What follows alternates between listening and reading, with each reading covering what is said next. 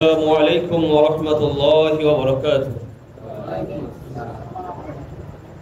إن الحمد لله والصلاة والسلام على من لا نبي بعده وعلى آله وصحبه وعلماء أمته وجنوده أجمعين. أعوذ بالله من الشيطان الرجيم. نحن نزلنا الذكر وإنا له لحافظون. قال رسول الله صلى الله عليه وسلم: خيركم من تعلم القرآن وعلمه. رب اشرح لي صدري ويسر لي امري واحلل عقدة من لساني يفقهوا قولي. বারখাদা মিরপাড়া হোসেনিয়া মাদ্রাসা কর্তৃক আয়োজিত আজকের এই হাফেজুল কোরআনের শেষ সবক উপলক্ষে আজকের এই অনুষ্ঠানের উপস্থিত সকল সম্মানিত মেহমান একরাম সবাইকে জানাই আন্তরিক অভিনন্দন এবং শুভেচ্ছা। আক্তার ভাই আমাকে কিছু সময় আলোচনা করার জন্য বলছে। আসলে আমি একজন ছাত্র মানুষ, তালেবুল ইলম। আমার উস্তাদ এখানে কথা বলবেন একটু পরে, অনেক বড় মাপের মুহাদ্দিস। আমরা তার থেকেই আমরা ইলম শিখেছি। আল্লাহ তাআলা যতটুকু দান করেছেন তার বরকতে আমরা আজ পর্যন্ত এখন আপনাদের সামনে মাঝে মাঝে আলোচনা করি এবং মসজিদে ইমামতি করি তার বরকতে। লেখাপড়ার সময় আমরা খুবই দুষ্ট টাইপের ছিলাম, কুষ্টিয়া ছেলেপেলে ছিলাম, তো খুবই দুষ্ট টাইপের ছিলাম। তো আমাদের পিছনে হুজুর অনেক মেহনত করছেন, অনেক হুজুরকে আমরা অজস্র কষ্ট দিয়েছি সেই সময় ছাত্রকালে, যেগুলো করে নিয়মিত না এটা। তারপরে হুজুরের জন্যই আমরা এ পর্যন্ত আসতে সক্ষম হয়েছি তার দোয়ার বরকতে, অন্যথায় আমাদের কোনো এমন যোগ্যতা ছিল না। যাই হোক, আমাকে যে আলোচনা করার জন্য বলছে সেটা হলো, আলোচনা তো আপনারা অনেকেই শুনে ফেলছেন, অনেক কিছুই শুনে ফেলছেন। আমি যেটা বলবো সেটা হলো, আমরা এখানে যে জন্য আসছি কোরআনের আলোচনার জন্য আসছি। কোরআন একটা ছেলে হেফজ করেছে, হাফেজুল কোরআন হয়েছে, এই জন্য আসছি। তো আল্লাহ রাব্বুল আলামিন কোরআনকে আমাদেরকে দান করেছেন, এমন একটি কিতাব আল্লাহ রাব্বুল আলামিন দান করেছেন যেটা সকল ভুলের ঊর্ধ্বে। আর কোরআনকে আমরা আসলে কি মনে করি? আসলে কোরআন আমরা যদি সামনে রাখি তাহলে এটা বই দেখা যায়, কিছু কালি দিয়ে লেখা, আরবি বুঝি আর না বুঝি মনে হয় আরবি, এরকম একটা বই মনে করি। যখন আপনি এইরকম একটা বই মনে করবেন কোরআনকে, তাহলে আপনি এখান থেকে বেশি ইস্তেফাদা হাসিল করতে পারবেন না, ইস্তেফাদা বলতে উপকার হবে না আপনার। কিন্তু যখন আপনি কোরআনকে সামনে নিবেন, কোরআনকে এইভাবে চিন্তা করে খুলবেন যে এই মহাবিশ্ব যে বানিয়েছে, আকাশ, পর্বত, নদী, নালা আমাদেরকে বানিয়েছে, তখন চিন্তা করেন আমরা কোথা থেকে আসলাম, কেন আমার বাবার জন্ম হলো, কেন আমার দাদার জন্ম হলো। তখন আপনার মধ্যে একটা অন্য ধরনের একটা চিন্তা ভাবনা আসবে, যার উত্তর আপনি খুঁজে বাই করতে পারবেন না, আলটিমেটলি মিলানো যাবে না। কিন্তু এই সমস্ত উত্তর যখন আপনি মিলাবেন, তখন আপনার শূন্যতা যখন আসবে, এই ধরনের শূন্যতায় মানুষের কাছে ছিল।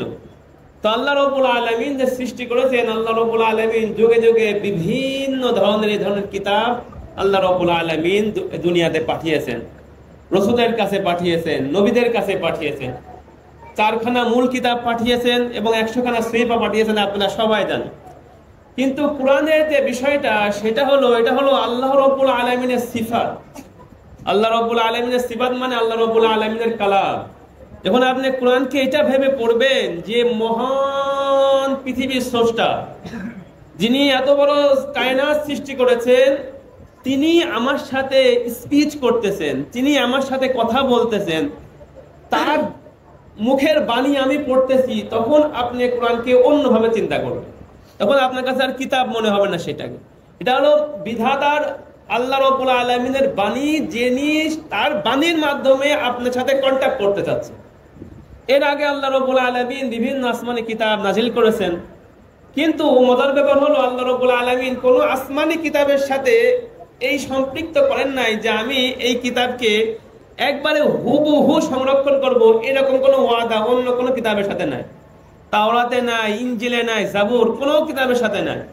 এজন্য আপনি খেয়াল করে দেখবেন যে ইহুদিরা যে তাওরাতটা পড়ে, সেটাও হযরত মুসা আলাইহিস সালামের উপর নাজিল হয়েছিল, কিন্তু এটা অসংরক্ষিত। বুখতে নাসসারে আজকে যে জেরুজালেমে এত মারামারি হচ্ছে গাজার মধ্যে, মসজিদুল আকসা, এখানে সে অ্যাটাক করে অনেক আগে। হযরত ঈসা আলাইহিস সালামেরও প্রায় 700 বছর আগে তিনি অ্যাটাক করেন। অ্যাটাক করার পরে সমস্ত এখানে তাদের একটা বড় টেম্পল ছিল, সেটা ভেঙে দেন এবং তাওরাতকেও নিয়ে যান, মূল তাওরাতকে। তো তো পরবর্তীতে উজাইর আলাইহিস সালামের তত্ত্বাবধানে তাওরাতকে আবার সংরক্ষণ করা হয়, কিন্তু হেফজ আকারে, যার কাছে যতটুকু ছিল ততটুকু সংরক্ষণ করা হয়। কিন্তু আস্তে আস্তে এখন আস্তে আস্তে এটা পরিবর্তন হয়ে গিয়েছে অনেকটা। ঠিক ইনজিলের ক্ষেত্রে একই অবস্থা, এটা পরিবর্তিত হয়ে গিয়েছে। কিন্তু কোরআন একটি এমন কিতাব, আল্লাহ রাব্বুল আলামিন এটা নাজিল করেছেন এবং নাজিল করার পর ঘোষণা দিয়েছেন নাহনু নাযালনা যিকরা, যেহেতু এই কিতাবটাই হলো আলটিমেট, একবারে শেষ কিতাব, এই কিতাবটা আমি নাজিল করলাম, আর এটার মধ্যে কোনো ধরনের কোনো পরিবর্তন কেউ করতে পারবে না পৃথিবী। ওয়া ইন্না লাহু লাহাফিজুন, আর আমি এটাকে সংরক্ষণ করব। সংরক্ষণ তো আল্লাহ রাব্বুল আলামিন ইচ্ছা করলে এমন ভাবে করতে পারবে, কিন্তু আল্লাহ রাব্বুল আলামিন সংরক্ষণ করার জন্য একটা ধাপে ধাপে তার ফৌজ, তার আর্মি, তার সৈন্য তৈরি করেছেন। এটা কেমন? কোরআন যদি আপনি মনে করেন 4 ভাগে বিভক্ত করে, যারা মুহাক্কিকিন আছেন, প্রথমত কোরআনের হরফ, কোরআনের লফজ শব্দ, কোরআনের অর্থ, এরপরে কোরআনের যে মারিফাত আছে সেইগুলো। এর মধ্যে কোরআনের যে হরফগুলো আছে সেইগুলো আল্লাহ রাব্বুল আলামিন সংরক্ষণের জন্য কারি সাহেবদেরকে আল্লাহ রাব্বুল আলামিন তৈরি করেছেন। কারি সাহেবদের মূল কাজ কি হয়? তারা হলো প্রত্যেকটা হরফের উচ্চারণ ঠিক হচ্ছে কিনা, মাখরাজগুলো ঠিক হচ্ছে কিনা, মাখরাজগুলো সুন্দরভাবে উচ্চারিত হচ্ছে কিনা।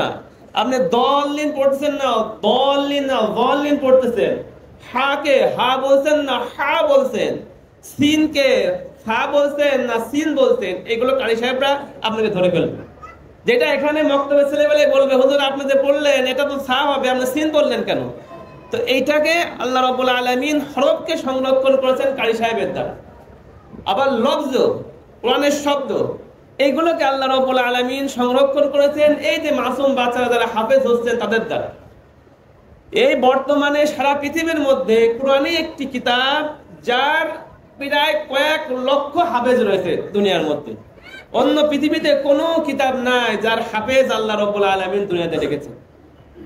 ছোট্ট ছোট্ট ছেলে, আপনি তার সামনে একটি আয়াত ভুল পড়বেন, আপনাকে ধরে দেবে।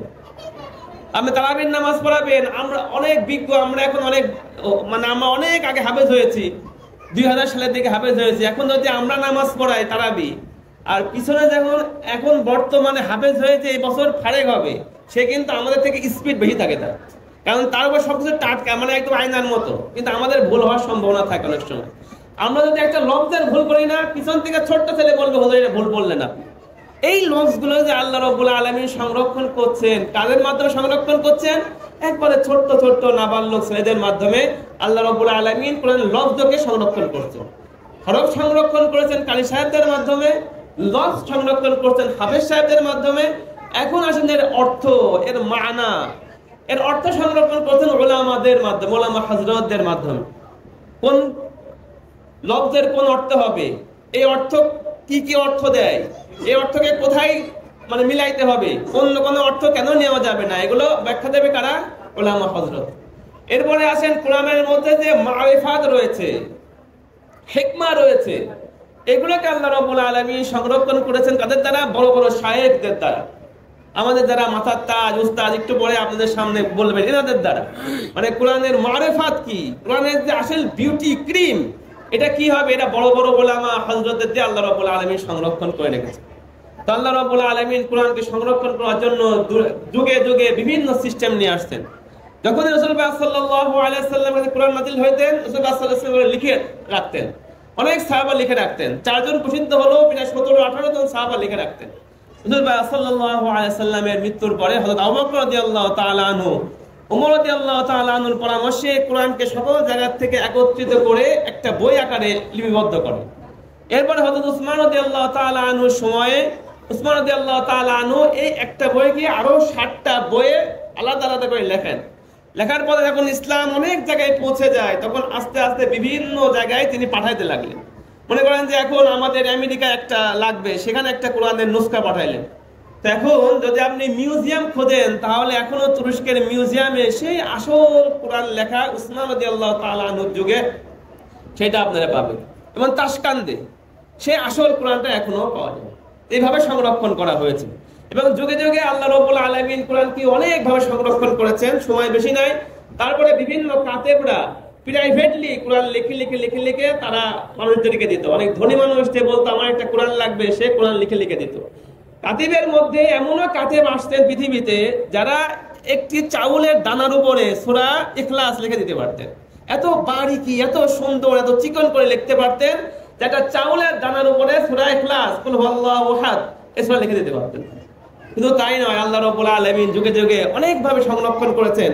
কোন কোন বাদশা তো লোহার উপরে খোদাই করে কোরআন লিখছেন, লোহার উপরে খোদাই করে। পরবর্তীতে জিজ্ঞেস করা হয়েছে যে লোহার উপরে কোরআন লেখার মধ্যে ফায়দা কি? তো বলছে পরবর্তীতে যদি কোনো জায়গায় কোনো হরফ জবর জেরে যদি কোনো কনফিউজ থাকে, তাহলে সংরক্ষিত জিনিসটাকে তারা ঠিক করে নেবে। তো এরকমই হয়েছে, মুসলমানদের উপরে বিভিন্ন সময় অত্যাচারও হয়েছে। অত্যাচারের সময় দেখেন, চিন্তা করেন, ছোট্ট ছোট্ট বালকরা এবং এনাদের মতো যারা উলামা হাফেজ সাহেবরা কিভাবে কোরআন সংরক্ষণ করে, তারা ছোট্ট ঘটনা বলে। যে সময় মুসলমানদের উপর অনেক অত্যাচার করতেছিল রাশিয়ানরা, এমনও সময় আসছে যে যদি কারোর ঘরে কোরআনের নুসখা কোরআন পাওয়া যায় তাহলে তাকে মেরে ফেলা হবে। এমনও সময় গিয়েছে মুসলমানদের উপরে। আগে যেমন আমাদের উপরে বিভিন্ন পেশার আসতো না, মুসলমানদের উপরে এমনও সময় গিয়েছে যদি কারোর ঘরে কোরআন পাওয়া যায় বই, তাহলে তাকে কি করা হবে? হত্যা করা হবে। সেই সময় তারা কিভাবে কোরআন পড়াইছেন তাদের ছাত্রদেরকে, কিভাবে দেখেন, মনে করেন যে সে দর্জির কাজ করে, নাপিতের কাজ করে, কেউ কামার, তার ছাত্রকে দিয়েছেন যে হুজুর এই ছাত্রকে আমি আপনি দিয়ে গেলাম, এখন একে কিভাবে কোরআন শিখাবেন সেটা আপনার কাজ। তো উলামারা কি করতেন সে সময়? ওই সেলাই করাইতো আর পড়াইতো আলহামদুলিল্লাহ রাব্বিল আলামিন, তারপর পড়াইতো আলিফ লাম মিম যালিকাল কিতাবু লা রাইবা ফি ইয়াসিন তাবারাকাল্লাযী, এইভাবে শব্দ শব্দ করে মুখস্থ করাইতো। মানে বই দেখে না, আমরা কি করি? বই দেখে পড়ি, তারপরে মুখস্থ করি না। ওই সময় বই দেখার তো কোনো সুযোগই নাই, কারণ বই বলে তোকে হত্যা করা হবে বই পেলেই। জন্য উলামারা তাদেরকে শুধু মানে লফজ শোনায় শোনায় মুখস্থ করাইতে পুরা কোরআন।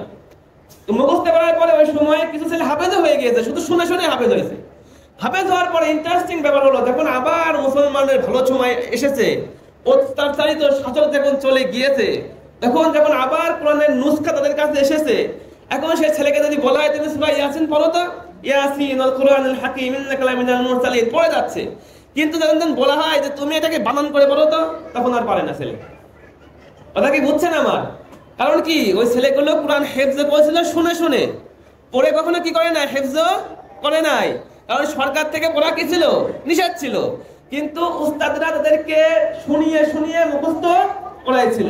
তারা দেখে পড়তে পারতো না, কিন্তু মুখস্থ তারা কোরআন অটোমেটিক করতো। এইভাবে আল্লাহ রাব্বুল আলামিন এই হাফেজদের দিয়ে, ছোট্ট ছোট্ট বালকদের দিয়ে এই কোরআনকে হেফজ করিয়েছেন। তো সময় আর নেই, আমি একটা ঘটনা বলে আমি শেষ করব, কোরআনের আজমত। আচ্ছা ঠিক আছে। তো আল্লাহ রাব্বুল আলামিন কোরআনকে আমাদেরকে দিয়েছেন, একটা ঘটনা বলি, সেটা হলো দেখেন, আমি প্রথমে বলেছিলাম কোরআন হলো আল্লাহ রাব্বুল আলামিনের সিফাত। আল্লাহ রাব্বুল আলামিনের সিফাতকে এটা বুঝতে হলে সূরা হাশরের একটি আয়াত আপনি খেয়াল করেন। আল্লাহ রাব্বুল আলামিন বলছেন, লাউ আনজালনা হাযাল কুরআনা আলা জাবালিন, যদি আমি এই কোরআনকে কোন পাহাড়ের উপর নাজিল করতাম, যদি মানুষের উপর না নাজিল করতাম, নাজিল করে পাহাড়ের উপর নাজিল করলাম। মনে করেন একটা বই কোরআন, এটা তো অনেক ভারী কোরআনের থেকে, আমার উপরে যদি এমন কোরআন আসে আমার কি হবে? কিছুই হবে। এটা তো একটা বই, মাত্র কিতাব। কিন্তু এর যে নুরানিয়াত, এর ভিতরে যে আল্লাহ রাব্বুল আলামিন যে জিনিসটা দিয়েছেন, সেটা যদি আমি বুঝতাম, আমার মতো লতিফের ছেলে এটা ধারণ করার কোনো ক্ষমতাই ছিল না। সেটা আল্লাহ রাব্বুল আলামিন কোরআনের মধ্যে দেখেন কিভাবে বলছেন, যদি আমি এই কোরআনকে যদি আমি পাহাড়ের উপর নাজিল করতাম, লাউ আনজালনা হাযাল কুরআন আলা জাবালিন লারাআইতাহু খাশিয়াম মুতাসাদ্দিয়াম, তাহলে সেই পাহাড়কে আপনি দেখতেন সে ভয়ে কাঁপতো আর সেটা বহন করতে অক্ষম হয়ে যেত। মানে পাহাড়, এত বড় পাহাড়, যার উপরে আপনি কয়েক লক্ষ লোক উঠলেও কোনো কিছু হবে না। কিন্তু আল্লাহ রাব্বুল আলামিন কোরআনের মধ্যে বলছেন, যদি আমি পাহাড়ের উপরেই কোরআনকে নাজিল করতাম, তাহলে আপনি পাহাড়কে দেখতেন খাশিয়ান, ভয় পেত সে, মুতাসাদ্দিয়াম, ভয় পায় সে, মানে প্রকাশ করতে যে আমার দ্বারা সম্ভব নেই কোরআনকে বহন করা। মিন খাশিয়াতিল্লাহ, আল্লাহ রাব্বুল আলামিনের ভয়ে সে ভয় পেত। আচ্ছা, বোঝা যাচ্ছে কি, মানে পাহাড়ের দ্বারা সম্ভব না যে এই কোরআনকে সে বহন করবে। একটা গেল, তথ্য পাইলে না। এইটাই আল্লাহ রাব্বুল আলামিনের সিফাত যেহেতু কোরআন, আল্লাহ রাব্বুল আলামিন একবার তার যে সিফাত, সেই সিফাতটা একবার পাহাড়ের উপরে ফেলেছিলেন। সেটা কোথায়? সূরা আরাফের মধ্যে হযরত মুসা আলাইহিস সালাতু ওয়াস সালাম, আপনারা সবাই জানেন, আল্লাহ রাব্বুল আলামিনের সাথে তো অনেক কথা বলতেন তিনি, আপনারা সবাই এটা জানেন, শুনেছেন।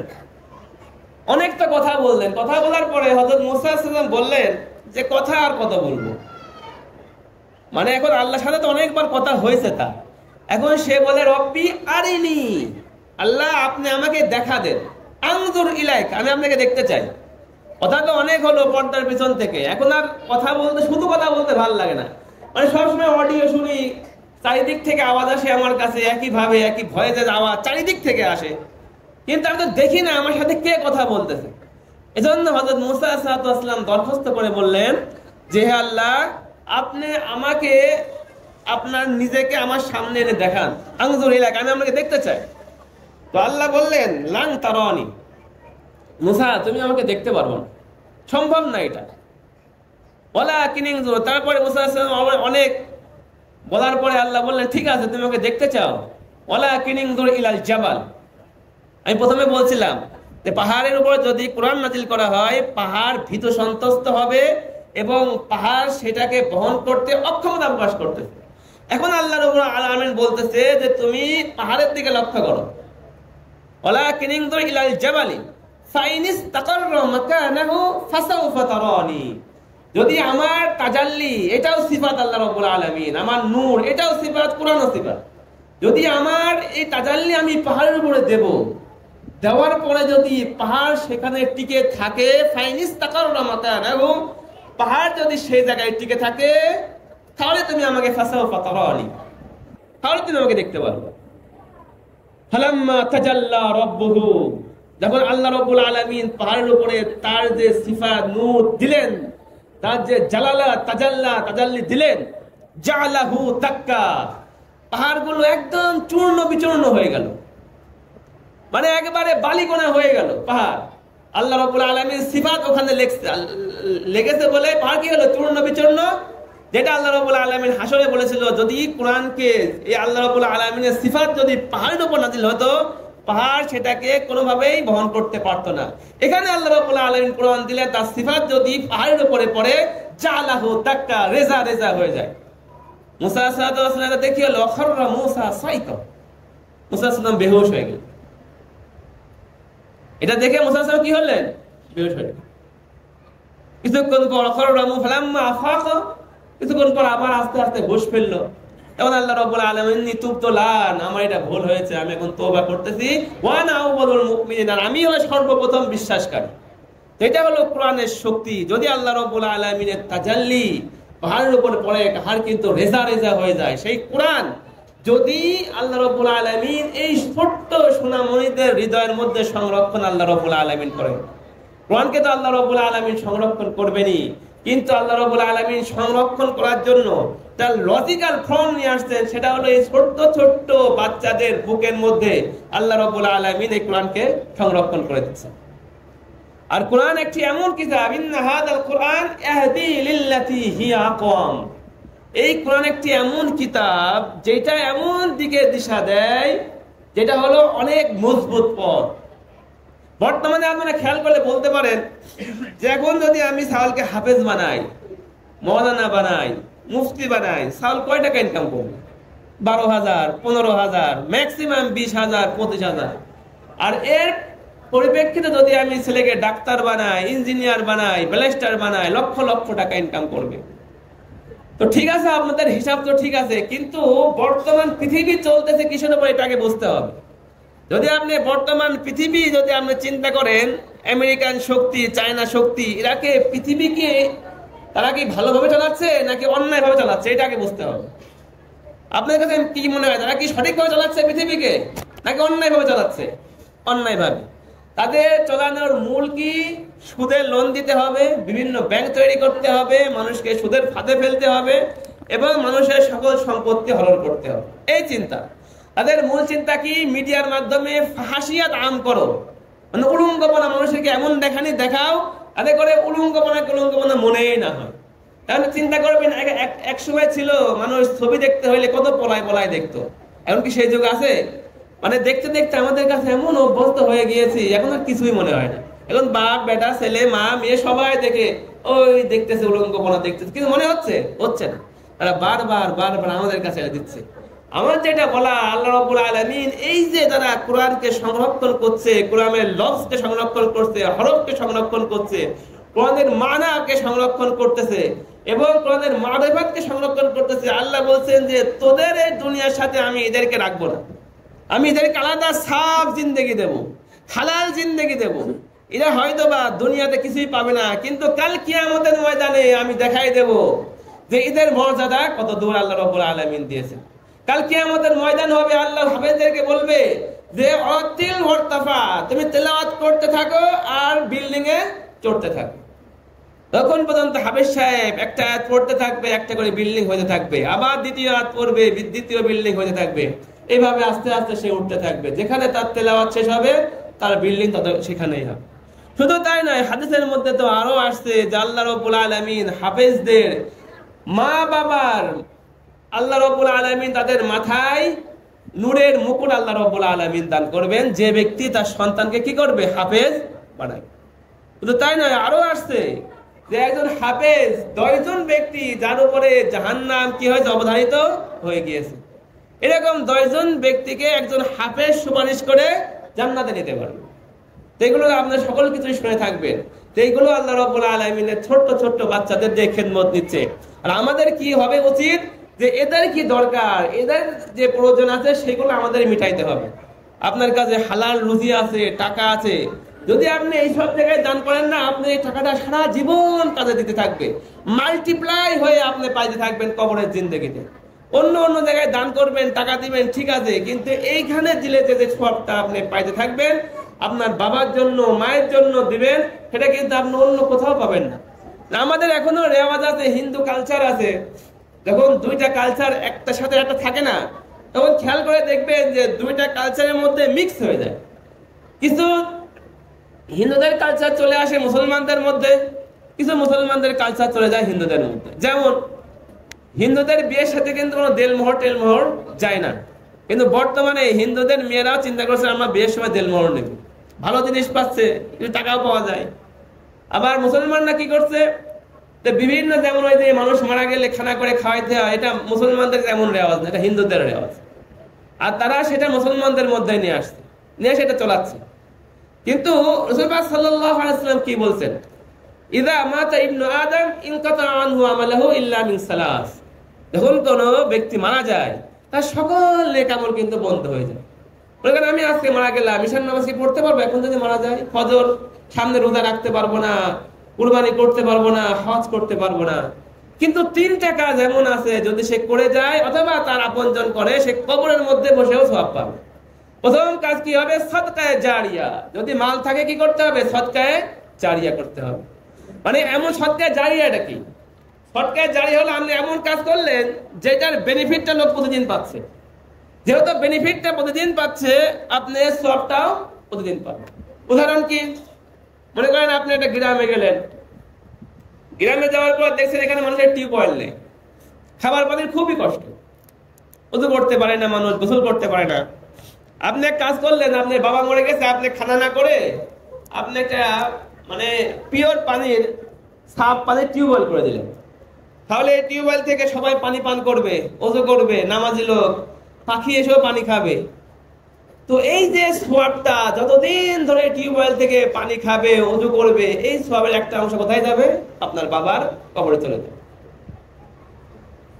এরকম যদি আপনি একটা মাদ্রাসার মধ্যে একটা বিল্ডিং করে দেন, তো এই বিল্ডিংটা আপনি করে দিলেন, বা এই বিল্ডিং এর মধ্যে আপনি টাকা দিলেন, 1000 দিলেন, 500 দিলেন, 1 বস্তা সিমেন্ট দিলেন, এর মধ্যে লাভটা কি? তো এইটা আপনার সারা জীবন থাকতে থাকবে। হয়তো বা ভবিষ্যতে মাদ্রাসা বানানোর ক্ষেত্রে যদি বিল্ডিং ভেঙেও দেয়, ওই ইটটা কিন্তু পরবর্তী বিল্ডিং এ আবার কাজে লাগবে। সুতরাং আপনার এই দানটা কোনো সময় কি হবে না, নষ্ট হবে না, আপনি কবরে বসে মাল্টিপ্লাই পাইতেই থাকবে। আরো এক রাসূল সাল্লাল্লাহু আলাইহি ওয়াসাল্লাম বলেন, ওয়া ইলমিন ইনতাফাউ বিহি, আর যদি তোমরা কোনো ভালো ইলম শিখে যাও তাহলে সেটা তোমাকে উপকার দেবে। মনে করেন যে আমাদের উস্তাদ যিনি একটু পর আপনাদের সামনে আলোচনা করবেন, তাদের বরকতেই কিন্তু আমরা দুইটা কথা যা বলছি অগোছালো কথা, তাদের বরকতেই কিন্তু আমরা বলছি। তাদের জুতা সোজা করেছিলাম বলে বলতেছি, তো তাদের বরকতে যে দুইটা কথা বলছি না, এর সব কিন্তু তিনি পাচ্ছেন। আবার তিনাদেরকে তাদের শায়েখরা শিখাইছেন, তারাও কিন্তু পাচ্ছেন। আবার আমাদের থেকে আমাদের বাচ্চারা শিখতেছে, হয়তো আল্লাহ রাব্বুল আলামিন আমাদেরও কিছু সওয়াব দিচ্ছেন। তো এইভাবে যখন আপনি মানুষকে ইলম শিখাবেন, কোরআনের ইলম হলে তো সব থেকে আলা, আপনি সওয়াব পাইতে থাকবেন। যদি এমনও হয়, যদি আপনি একটা গাছ আছে না, গাছ যে ঔষধীয় গাছ, একজন এক দিলে পারে সার উপকার হয়, এমন ইলমও যদি কাউকে আপনি শিখিয়ে যান, কবরের মধ্যে গেলে আপনি ওই জন্য সওয়াব পাবেন। ওয়া ইলমিন ইনতাফাউ বি। আর একটা আছে হলো ওয়ালাদিন সালিহিন ইয়াদউ লাহু, নেক সন্তান রেখে যাইতে হবে যে তার জন্য মৃত্যুর পরে দোয়া করবে।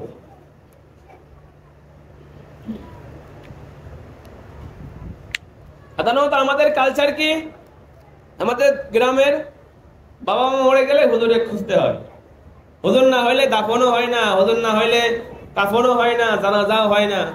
আমার 5টা ছেলে, 5টা ছেলেকে লেখাপড়া করাইছি, কেউ উকিল, কেউ ডাক্তার, কেউ আরো অনেক কিছু। কোরআন আনফরচুনেটলি কাউকে শিখায়নি। এখন সব কিছুতে আমাদের কি লাগে, হুজুর লাগে। মানে হুজুর দোয়া না করলে মনে হয় বাবা পারই হবে না, এমন একটি ব্যাপার। তো আমরা তো থাকবো আমাদের চিন্তায়, আমরা চিন্তা করবো যে এই ভাইয়ের বাপটা বড় লোক আছে, তো দোয়া একটু ধরাই করি দিই, হয়তো বা খাওয়া দাওয়া ভালো হবে, আমার পকেটটা গরম হইতে পারে। একজনের দেখি একটু দুর্বল মানুষ, আচ্ছা ঠিক আছে দোয়াটা করে দিই কোন রকম। তো আমরা তো আমাদের চিন্তায় থাকি, কিন্তু আপনারা কেন এই চিন্তায় থাকবেন? আপনি আপনার সন্তানকে শিখাইতে হবে কোরআন। আপনার সন্তান যখন আপনার জন্য হাত তুলবে আল্লাহর কাছে, রাসূল খুদা সাল্লাল্লাহু আলাইহি ওয়াসাল্লাম বলেছেন, বাবার জন্য সন্তানের হাত, সন্তানের জন্য বাবার হাত কোন সময় আল্লাহ রাব্বুল আলামিন ফিরিয়ে দেন। আপনার সন্তান যখন হাত তুলবে আপনার জন্য, আল্লাহ আমার বাবা চলে গিয়েছে, আল্লাহ আমার বাবা আমাকে ইলম শিখাইছিল, হাফেজ বানিয়েছিল, আল্লাহ এই ওসিলা আমার বাবাকে আপনি মাফ করেন, আর আল্লাহ রাব্বুল আলামিন সাথে সাথে আপনি কি করেন, মাফ করেন। এগুলো বুঝতে হবে। রাসূল কাকে বলে? রাসূলের মুখের কথা ওইটাই হবে ইদা কল্লা ওয়া দাল্লা, কথা হবে ছোট কিন্তু অর্থ হবে অনেক বড়, কোরআনের মতো। এটা হলো কোরআন জামা ওহিয়ে মাতলু, এটা হলো গরের মাতলু, এটা অন্য জিনিস। রাসূল ওই কথাই বলে যাবেন, যেটা ছোট্ট কথা হবে, যদি আপনি মানতে পারবেন অনেক কিছু হবে। আমাদের কালচার কি, বাবা মারা গেছে 7 দিন পর দে খানা, একটা দুইটা গরু জবাই কর, 1 লাখ 2 লাখ 3 লাখ খরচ কর, এটা আমরা মনে করি এর ভিতরে অনেক ভাবসাব আছে। তো রাসূল বলেন না, খানাটা তুমি করো ঠিক আছে, এই খানার মধ্যে দেখবেন যে হকদার সে কিন্তু পায় না। আমরা বহুত জায়গায় দিয়ে দেখছি, আমি মহিলাকে আমাকে 2 পিস ধরাই দেয়, আমাকে মাছ দেয় 2 পিস, পাশে একজন লোক বসে আছে, মানে যে মাছ দেয় ভাইজি একদম একটু হয়ে যায়, মানে ও আর দেখা যায় না। একজন পাশের লোক যদি আপনি একদম ছোট্ট একটা পিস দিয়ে খাচ্ছে, আর হুজুর বলে আপনি দিলেন 2 পিস, ওর হুজুরের পাশে মাতব্বরটা থাকে, তাকে আরো ধরাই দেয়। এইগুলো কিন্তু আমাদের সমাজের বাস্তবতা, তাই না কি? তো এইগুলো থেকে আমাদের বের হয়ে এসে আমাদেরকে কি করতে হবে, সদকায়ে জারিয়ার মধ্যে আমাদেরকে খরচ করতে হবে। এরকম মাদ্রাসার মধ্যে আমাদেরকে দান করতে হবে। মাদ্রাসার একটা বিল্ডিং করে দিলেন আপনার বাবার জন্য, অথবা আপনি একটা গ্রামের মানুষের রাস্তা দিয়ে দিলেন, মানে আপনার জমিদের পিছনে অনেকগুলো লোক বসবাস করে, সেই লোকদের বাড়ানোর কোনো রাস্তা নাই, তা আপনি একটা জমি 2 ফিট ছেড়ে দিলেন, তাহলে কি হবে, আসা যাওয়াতে রাস্তা হবে। এই জন্য আল্লাহ রাব্বুল আলামিন আপনার বাবাকে সদকায়ে জারিয়া দেবেন। শুধু যে মসজিদ মাদ্রাসায় দেওয়া সওয়াব এমন না, আরো কিন্তু অনেক সওয়াবের জায়গায় আছে। মানে যেখানে জনকল্যাণমূলক কাজ হয়, এই যে পানি নিষ্কাশনের জন্য ড্রেন যে সাফ করা হচ্ছে, এর মধ্যে যদি আপনি টাকা দেন, এটা আল্লাহ রাব্বুল আলামিন আপনাকে সদকায়ে জারিয়া দেবেন। কারণ কি, এর মধ্যে মানুষের উপকার হবে। খায়রুন নাস মান ইয়ানফাউন নাস, সবচেয়ে উত্তম লোককে যে হলো লোকদের উপকারে আসে। আল্লাহ বলেন ইরহামু মান ফিল আরদি ইয়ারহামুকুম মান ফিস সাওয়া, জমিনে যারা আছে তাদের উপর তোমরা রহম করো, তাহলে আসমানে যারা রয়েছে তারা তোমাদের উপর কি করবে, রহম করবে।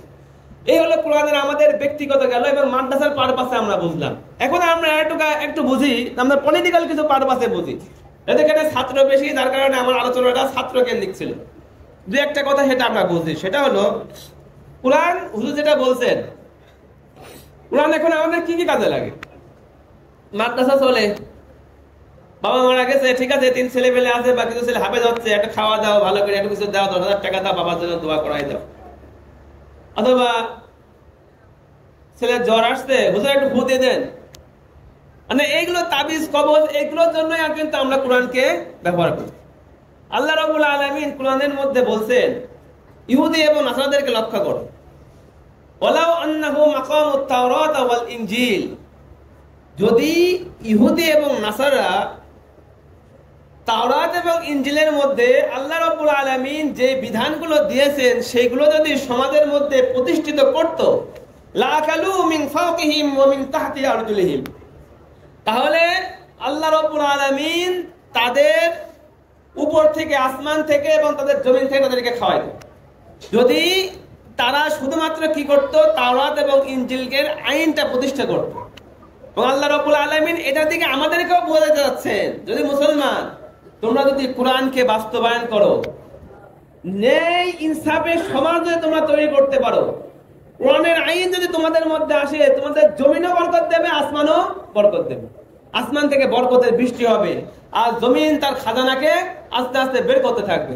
আপনারা সবাই এখন বর্তমানে আফগানিস্তান উদাহরণ শুনে থাকবেন, ওদের যে ফসলের যে চাষ, সেটা প্রত্যেক বছরে বছরে আল্লাহ রাব্বুল আলামিন বৃদ্ধি করে দিচ্ছে। কারণ কি? জমিনের মধ্যে ইনসাফ সৃষ্টি করতে হবে।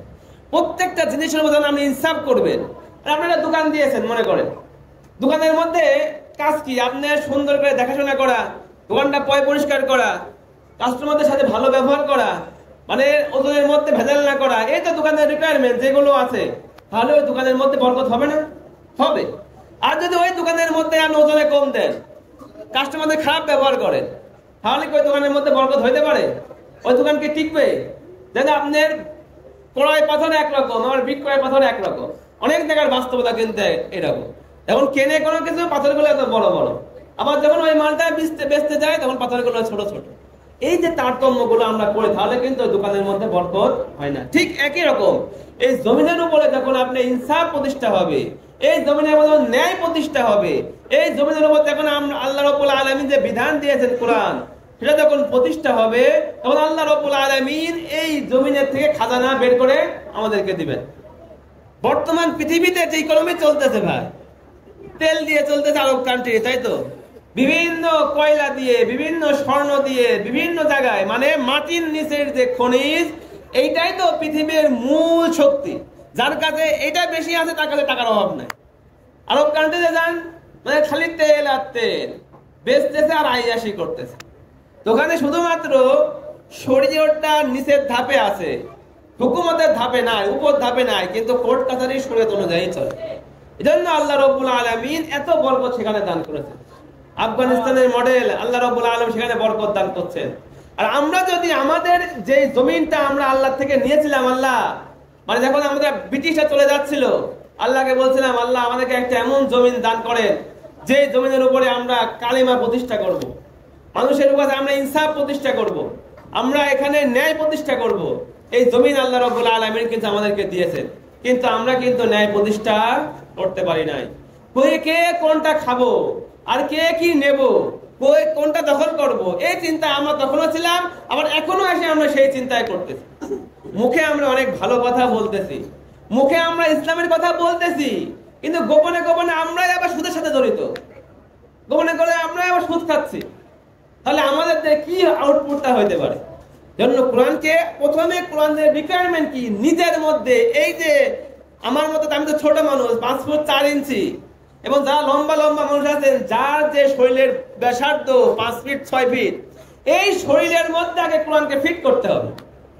এই শরীরের মধ্যে ফিট করতে হবে প্রথমে, তারপরে যায় আপনার পরিবারের মধ্যে ফিট করতে হবে, এরপরে আপনার সমাজ, তারপরে আপনার রাষ্ট্র চিন্তা। এখন আমার নিজের মধ্যেই কোরআন নাই, আমি সুদের সাথে জড়িত, মিথ্যা বলি, আবার মুখে মুখে কোরআনের বাণী ছাড়ি, তাহলে আমার মতো লাঞ্ছিত এই পৃথিবীতে আর কেউ হবে না। এটা মনে রাখবেন সবসময়। কোরআনকে নিজের মধ্যে আগে ধারণ করতে হবে, তার পরবর্তী রিকোয়ারমেন্ট গুলো হলো সামনের দিকে যাইতে হবে। আল্লাহ রাব্বুল আলামিন কোরআনতে আমাদেরকে দিয়েছেন, এবং কোরআনের মধ্যে এটা দিয়েছেন যে আল্লাহ রাব্বুল আলামিন বলেছেন, ইয়া আইয়ুহাল্লাযীনা আমানুত্তাকুল্লাহা হাক্কা তুকাতিহ, হে মুমিনগণ তোমরা আল্লাহ রাব্বুল আলামিনকে পরিপূর্ণ। আমার উস্তাদ চলে আসছে, এখন আর কথা বলা সম্ভব।